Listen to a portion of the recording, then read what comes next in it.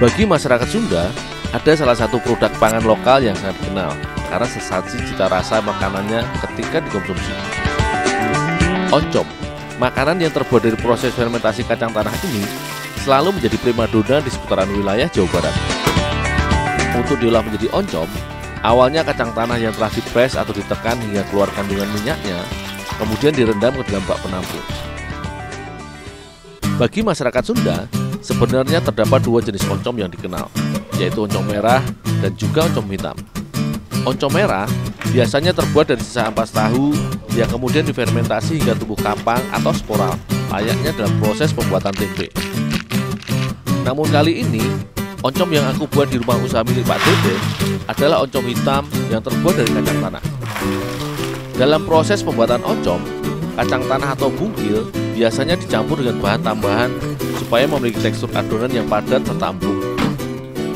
Salah satu bahan yang digunakan sebagai pembentuk adonan yaitu ampas singkong hasil dari pembuatan tepung tapioka. Campuran bahan yang terdiri dari ampas singkong dan bungkil inilah yang akan menjadi adonan oncom. Meski oncom merupakan olahan makanan yang dibuat melalui proses pembusukan atau fermentasi, namun adonan oncom haruslah melalui tahapan pengukusan terlebih dahulu. Proses pengukusan ini dilakukan selama 1 jam agar adonan matang. Selain itu, proses pemasakan dengan uap air ini juga berfungsi untuk mematikan bakteri yang bisa merusak dan mengganggu tumbuhnya kapang atau jamur pada olahan oncom.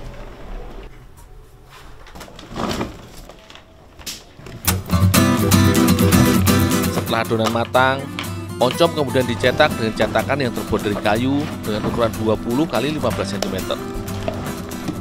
Dalam sehari, rumah produksi yang sudah beroperasi sejak tahun 1972 ini biasa memproduksi oncom sekitar 10 keranjang adonan oncom yang dihasilkan dari 2 kuintal bungkil. Dalam satu telobong ini biasanya akan menghasilkan sekitar 100 cetak oncom. Oncom yang sudah tercetak kemudian didiamkan atau didinginkan terlebih dahulu di atas sasak bambu untuk selanjutnya diberi ragi. Lamanya proses fermentasi ini ditentukan oleh suhu ruangan serta kelembapan udara.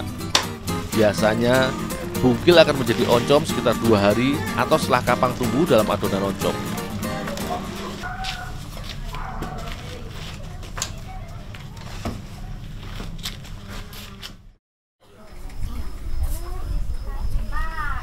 Oncom seringkali hanya diolah menjadi lauk pendamping nasi dengan digoreng kering seperti tempe atau diolah bersama sambal untuk isian cemilan khas Sunda yaitu combro.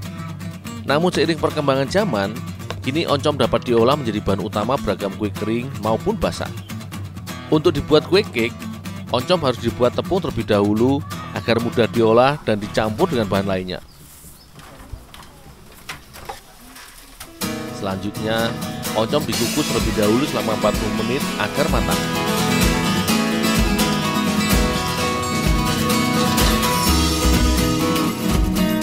Setelah matang, irisan oncom dikeringkan dengan cara dijemur langsung di bawah matahari. Proses pengeringan ini biasanya membutuhkan waktu sekitar 2 hari hingga oncom benar-benar kering dan mudah untuk dihancurkan menjadi tepung. Oncom yang kering dan keras ini bisa langsung ditumbuk. Penumbukan oncom ini akan membuat teksturnya hancur dan menjadi tepung kasar sehingga mudah dicampur dengan bahan lainnya.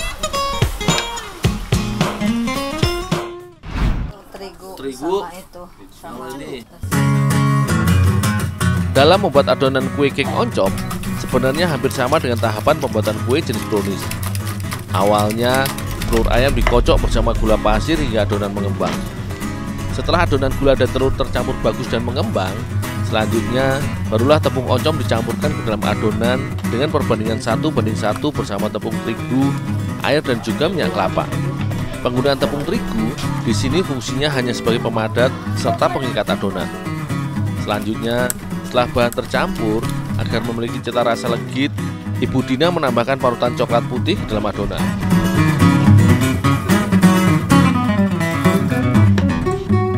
Setelah semua bahan adonan tercampur rata, tak lupa Ibu Dina juga menambahkan esen pewarna makanan dari pandan dan stroberi agar adonan lebih menarik. Sebagai variasi, Adonan selanjutnya dituangkan ke dalam cetakan-cetakan kecil layaknya kue bolu kukus.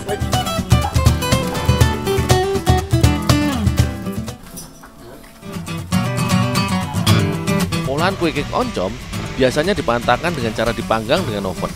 Namun kali ini Ibu Dina dan Ibu Ana membuat kue kek oncom dengan dikukus.